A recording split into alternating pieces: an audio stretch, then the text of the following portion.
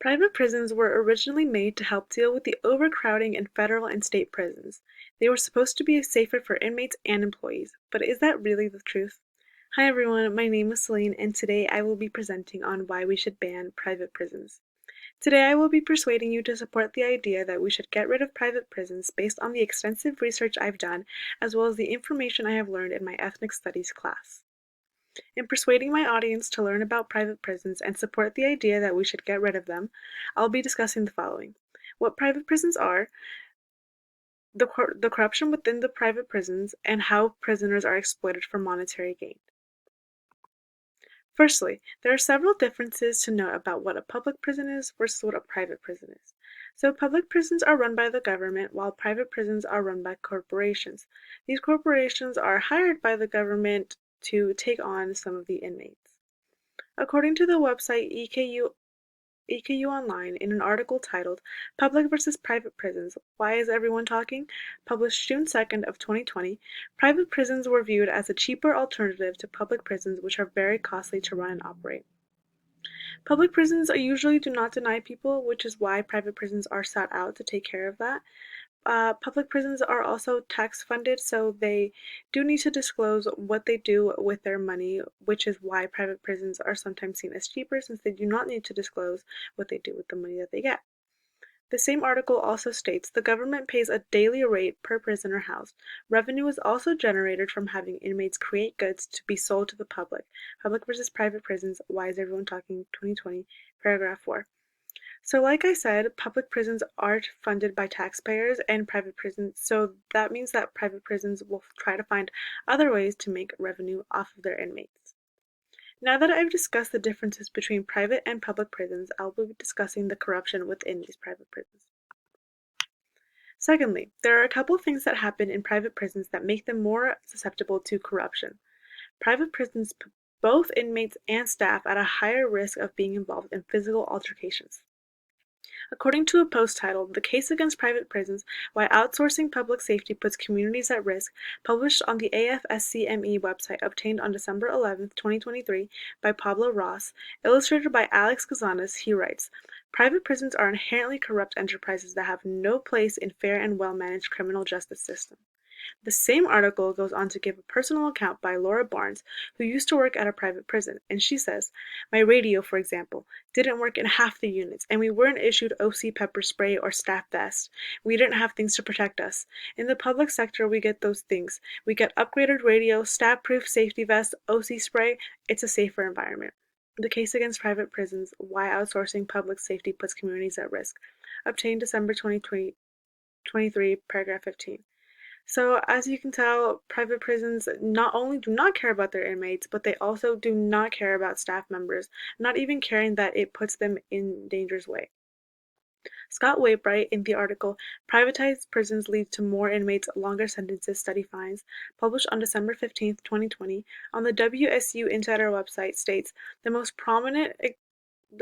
prominent corruption example is the Kids for Cash scandal in Pennsylvania, where two judges were bribed by a private prison company to give harsher sentences to juvenile offenders instead of probation to increase occupancy at for-profit detention centers.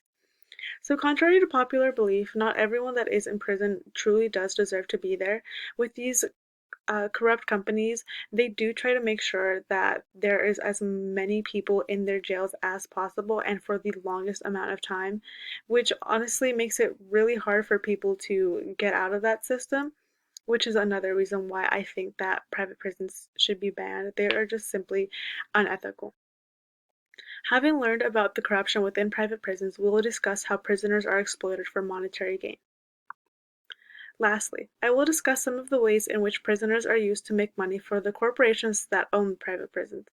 An article titled Private Prison Firms Make Big Money in California, written by Scott Soriano, published December 13th of 2021 on the Capital Weekly website, includes a quote from Assemblymember Rob Bonta, who helped write Law AB 32, and he writes, the built-in incentives for these businesses are all wrong, Bonta wrote. A private for-profit company that is traded on Wall Street will inherently be incentivized to maximize profits and minimize costs, including the important costs of investments in programs, services, and rehabilitation efforts for inmates.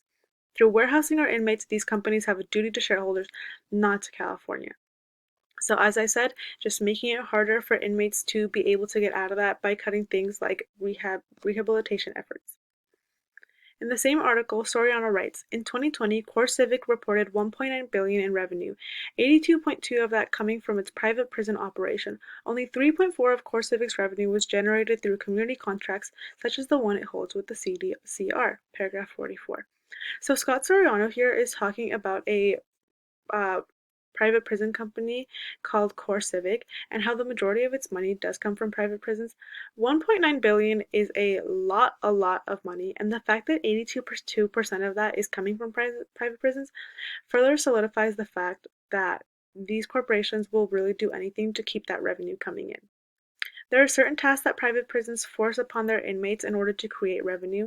In the article How Private Prisons Profit from Forced Labor, written by Jonathan Booth, published on October 26 of 2020 on the Current Affairs website, he writes about an experience Wilhelm Barrantos had while inside a private prison run by CoreCivic, and he states, while incarcerated at the Stewart Detention Center, Wilhelm Barrantos, an immigrant from Guatemala, was forced to labor for CoreCivic, the infamous for-profit prison company. During his incarceration, he worked in the facility's kitchen, making between $1 and $4 per day as part of the ironically named voluntary work program. Barrantos explained that in prison he faced an impossible choice. He could either work for pennies or attempt to live without necessities such as soap and toilet paper, which were not provided to detainees and had to be purchased. Paragraph 1. In the same article, Booth 2020 states approximately half of those 50,000 detainees work in the voluntary work program, earning a pittance for their labor, and many more are forced to do entirely uncompensated janitorial work. All across the country, detained immigrants are forced to labor to increase the profits of the corporations which keep them incarcerated. And these are not the only ways in which private prisons profit. Jonathan Booth 2020 further explains by writing, private prisons, like all privatized services, make money by cutting costs, but once prisons are constructed, the two largest costs are labor and medical care, which are impossible to cut without making conditions worse inside the prisons. So even though they know that cutting labor costs will make conditions worse, they do not care just to make more money.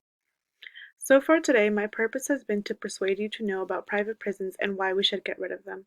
In doing so, I have discussed what private prisons are, the corruption within private prisons, and how prisoners are exploited for monetary gain. I hope you will all take into account the examples that I have provided to you when thinking about whether you should support the use of private prisons. While some may say that they are necessary because of how many people are in jail, I personally think that the private prisons is what makes more inmates come to jail and stay in there for longer. Therefore, getting rid of them would decrease the amount of inmates that there are. The information I have presented should give you a better understanding as to what private prisons are and why we should get rid of them. I hope you all think about the kind of future that you want for this country. Thank you.